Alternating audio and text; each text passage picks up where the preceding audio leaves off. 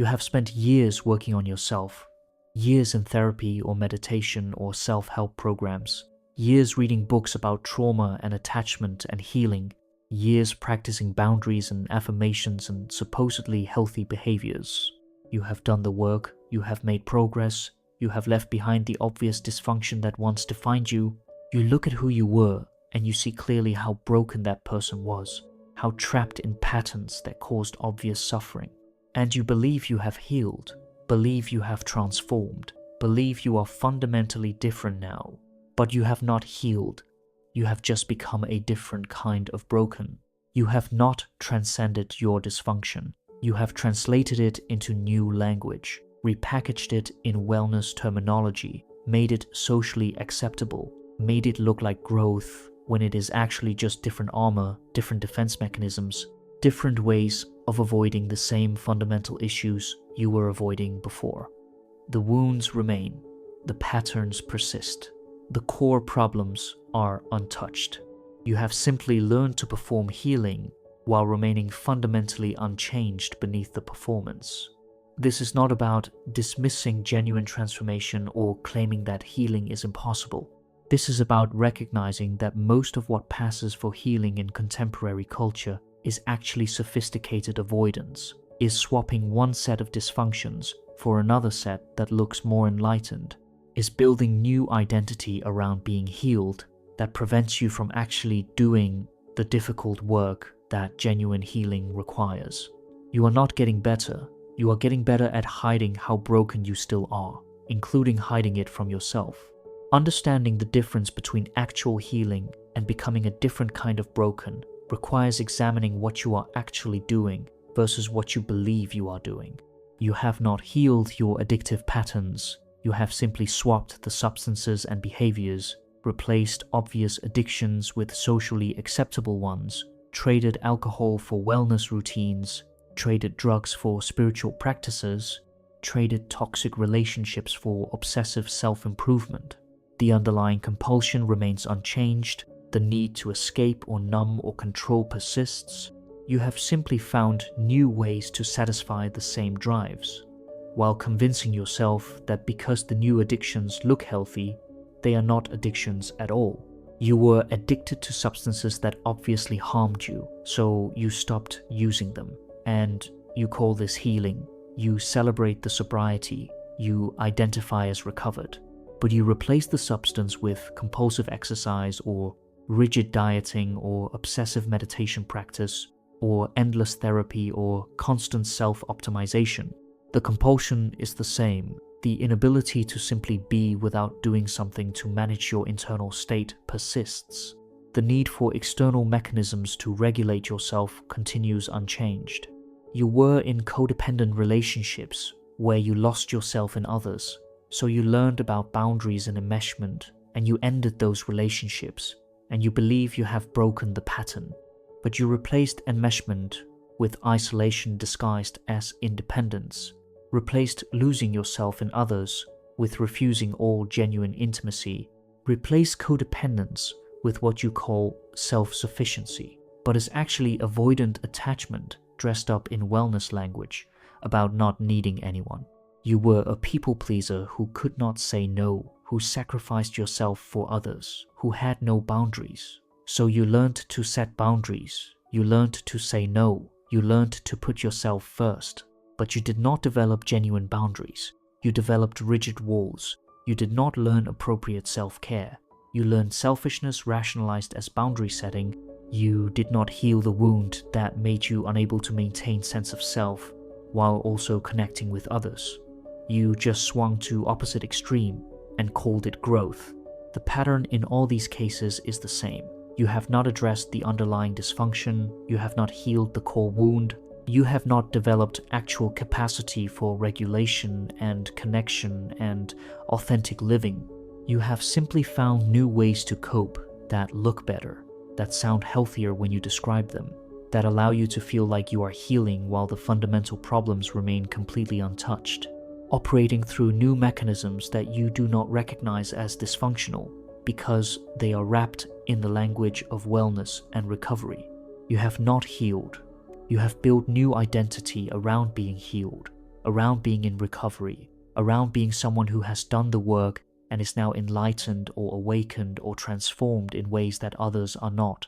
This identity is as rigid and limiting as the identity you had before, requires constant maintenance, demands that you perform the healed self even when you do not feel healed, traps you in new role that is just as inauthentic as the old one, but feels superior because it is framed as spiritual or psychological growth.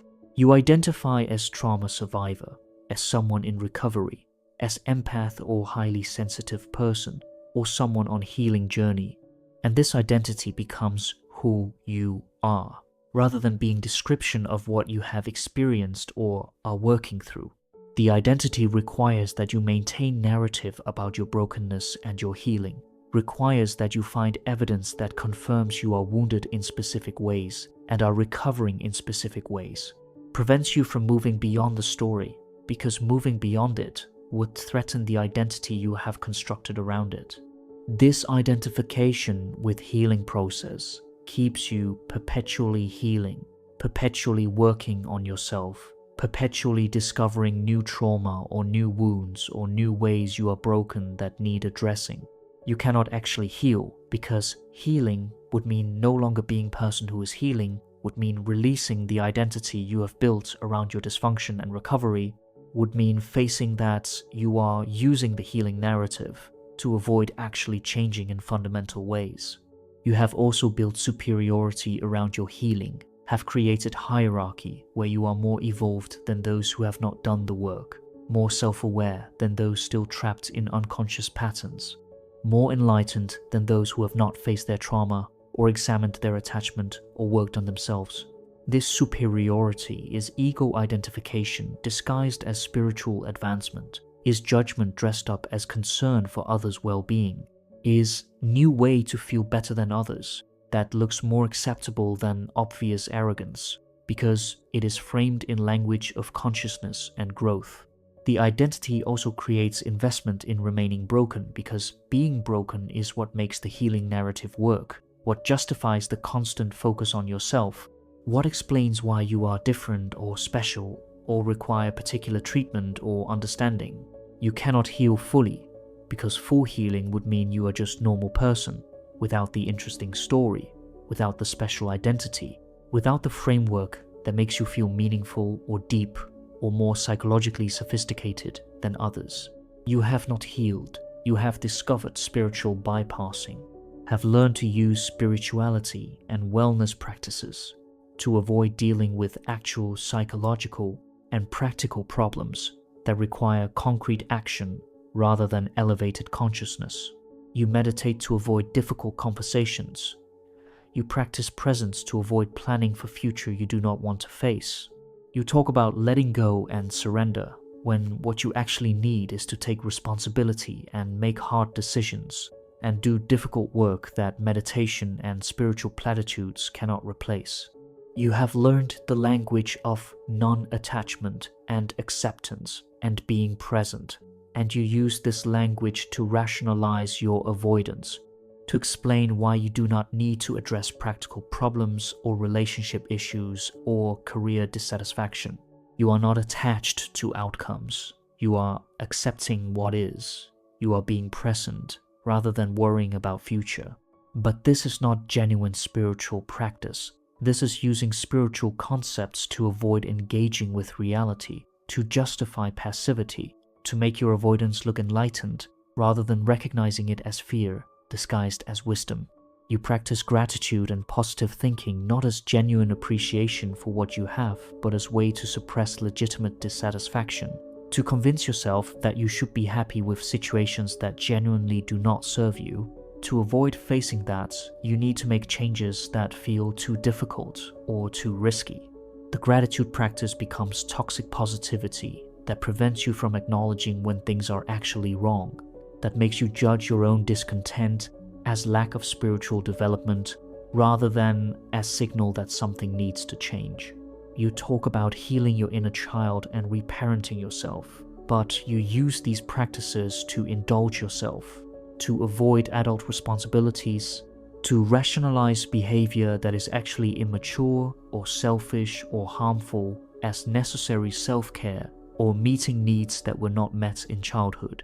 The inner child work becomes excuse for remaining childish, for demanding that others accommodate you, for refusing to develop adult capacities for frustration tolerance and delayed gratification and consideration of others' needs.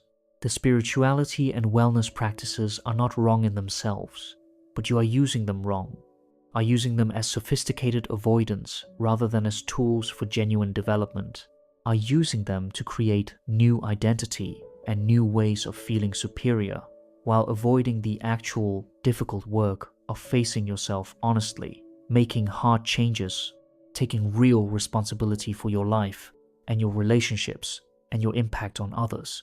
You have not healed, you have become professionally wounded, have made career out of your trauma, have built entire identity and social position around being damaged, and working on that damage in ways that keep you perpetually engaged with the wound, rather than actually moving beyond it.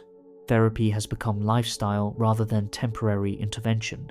Healing has become permanent, state rather than process that eventually completes. Working on yourself has become substitute for actually living.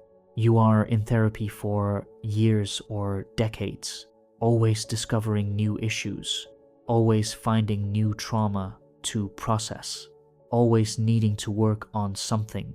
This is not because you have unlimited depths of woundedness that require unlimited processing. This is because you have made being in therapy part of who you are, have found community and identity and purpose in the therapeutic process, would have structured your life around psychological work in ways that prevent you from ever completing that work, because completing it would mean losing the structure. You participate in endless healing workshops and retreats and programs, always seeking new modality or new approach or new framework for understanding yourself. You are not actually healing, you are consuming healing as product, are using the healing industry to avoid facing that genuine healing is not something you purchase or attend or learn about, but is something you do through actually changing how you live and relate and respond to reality. You have also learned to use your trauma as explanation for everything, as get out of jail free card that excuses your behavior and exempts you from expectations that apply to others. You cannot do certain things because of your trauma, cannot be held accountable for certain behaviors because of your wounds, cannot meet normal adult responsibilities because you are still healing. The trauma becomes identity and excuse, rather than being something you experienced that you are working to integrate and move beyond. This professional woundedness also shows up in how you relate to others. You bond through shared trauma. You connect through comparing wounds. You create relationships organized around being broken together rather than around shared interests or values or visions for future. Your friendships are therapy sessions. Your conversations are processing sessions. You have no relationships that are not centered on psychological work, because you have no identity that is not centered on being wounded and healing. The culture supports this, celebrates it even, praises you for doing the work and being in therapy and being self-aware, never questioning whether endless engagement with your woundedness is actually keeping you wounded, whether the healing industry is invested in your perpetual healing rather than in your actual recovery. You have not healed your need for rigid rules and black and white thinking. You have simply replaced old rigid rules with new rigid rules that sound more enlightened but function the same way, create the same limitation, serve the same purpose of avoiding complexity and ambiguity, and the difficult work of navigating nuance. You had religious rules or family rules or cultural rules that you recognized as limiting, so you rejected them and you believe this is freedom. But you replaced them with wellness rules, therapy rules, social justice rules, rules about boundaries and self-care and what is toxic and what is healthy. The new rules are as rigid as old rules, demand same level of compliance, create same anxiety when violated, serve same function of providing certainty and clear guidelines that prevent you from having to think for yourself or navigate complexity or develop actual wisdom about what serves you in different contexts. You do not eat certain foods, do not engage in certain behaviors, do not associate with certain people, not because you have developed genuine discernment, but because you have learned new rules about what is allowed and what is forbidden, and you follow these rules as rigidly as you followed old ones. You judge others by these new rules, evaluate people based on whether they are doing the work, or setting boundaries, or being conscious, or meeting your standards for what healed person looks like. You cut people off for violations of your boundaries without attempting repair, without recognizing that healthy boundaries can be flexible, that genuine relationships require working through conflict rather than immediately ending connection when someone disappoints you. You call this protecting your peace, but it is actually inability to tolerate discomfort or complexity in relationships, is using wellness language to justify avoidant attachment and refusal to engage in difficult relational work. The new rules also prevent you from being spontaneous, from responding authentically to situations as they arise, rather than according to predetermined framework about what healed person would do. You cannot trust your instincts because you do not have relationship with yourself beneath the rules, have not developed internal compass that guides you, have only learned new external rules to follow that keep you as dependent on external guidance as you were before, just from different sources that feel more sophisticated. The rigidity is the same, the black and white thinking persists, the inability to navigate nuance remains unchanged. You have not healed the underlying need for rigid structure, you have just found new structure to be rigid about. You have not healed, you have learned to perform healing, have mastered the language and the behaviors and the displays that signal to others and to yourself that you are doing the work while the actual work remains undone. You know what to say in therapy. You know how to process emotions in ways that look productive. You know how to set boundaries in ways that sound healthy. You know how to talk about your trauma and your attachment and your patterns in sophisticated psychological language that makes you sound self-aware. But this performance is not the same as actual change. Knowing the language is not the same as living differently. Being able to identify your patterns is not the same as breaking them. Understanding your trauma is not the same as integrating it. You can explain exactly why you do what you do, can trace it back to childhood or to specific experiences, can articulate the psychological mechanisms at work, and you use this understanding as substitute for actually changing, as if awareness alone is transformation, when actually awareness is just a first step that you are stuck in because the next steps are harder. The performance also includes collecting therapeutic achievements, attending retreats and workshops, reading books about healing, practicing various modalities, being able to say you have done EMDR or somatic therapy or parts work or whatever current healing trend is, but you are consuming healing as identity marker, as proof that you are serious about growth, as evidence to present to others and to yourself that you are doing the work, when actually doing the work is not about what you consume but about how you change how you live and relate. You perform vulnerability by sharing your trauma in ways that are controlled and curated, that gain you sympathy and recognition for your awareness, without actually risking genuine vulnerability, which would be messy and uncomfortable, and would not fit the narrative of healing journey. You share your story in therapy groups or social media in ways that make you look brave and healed, but you do not allow yourself to be seen in your actual struggle, in your continued dysfunction, in the ways you are still broken that do not fit the healing narrative.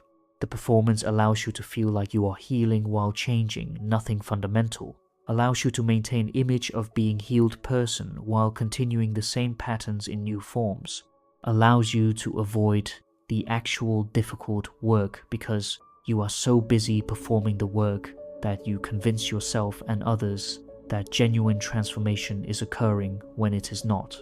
Actual healing is not what you are doing, is not performing wellness or consuming therapy or learning psychological language or building identity around being wounded and recovering.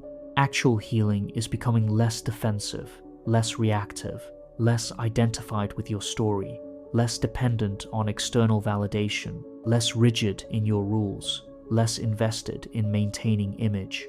Actual healing makes you more flexible, more able to tolerate discomfort and complexity, more capable of genuine intimacy, more able to respond to reality as it is rather than according to predetermined frameworks.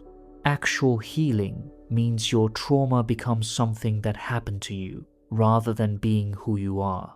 Means you can access the experience when relevant but are not constantly defined by it. Means you have integrated it into your larger story rather than organizing your entire identity around it.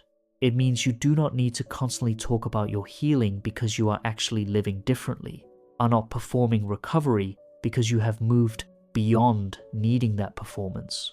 Actual healing means you do not need therapy to be permanent fixture, means you can complete therapeutic work and engage with life rather than making psychological processing your primary mode of being, means you develop capacity to handle difficulties without immediately needing professional help or structured healing intervention.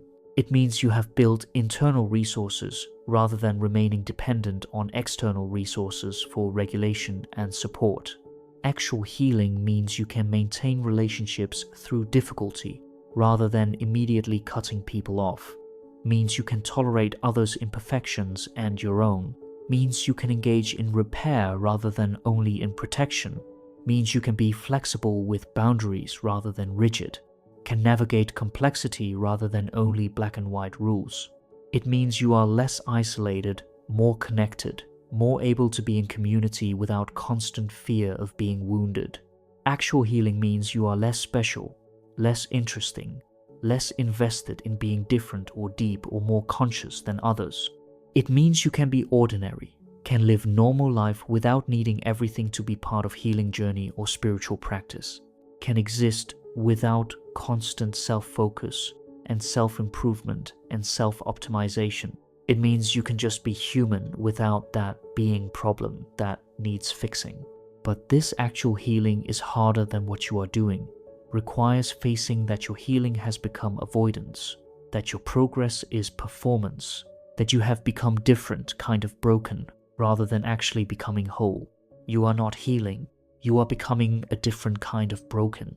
You have swapped obvious dysfunctions for sophisticated ones, replaced substances with wellness addictions, replaced codependence with isolation disguised as boundaries, replaced people-pleasing with rigidity disguised as self-care. You have built identity around being healed that keeps you perpetually healing, have created superiority around your psychological sophistication that is ego dressed up as growth, have learned to use spirituality to bypass actual problems and therapy to avoid actual living.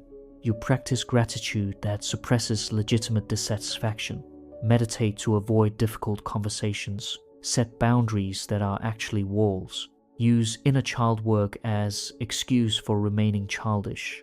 You have made career of being wounded, have structured life around perpetual processing, have replaced old rigid rules with new rigid rules that sound enlightened but function the same. You perform healing while remaining fundamentally unchanged, consume therapeutic interventions while avoiding actual transformation, master the language while the patterns persist. This is not dismissing genuine healing or claiming therapeutic work is useless. This is recognizing that most of what contemporary culture calls healing is sophisticated defense, is new armor that looks like openness, is different prison that feels like freedom. Actual healing makes you less defended, less identified with your story, less special, less invested in maintaining image of being healed person. It makes you more flexible, more able to tolerate complexity, more capable of genuine connection, more able to simply be human without constant self-focus.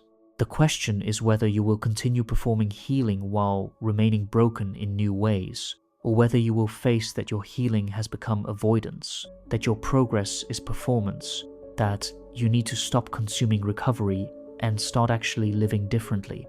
The work is not learning new therapeutic language or attending more workshops or building better boundaries. The work is becoming less defended, less rigid, less invested in being healed person, and more capable of being simply a person who has experienced difficulty and has integrated it rather than organizing entire identity around it. You are not healing. You are just becoming a different kind of broken. The only question is whether you will admit it.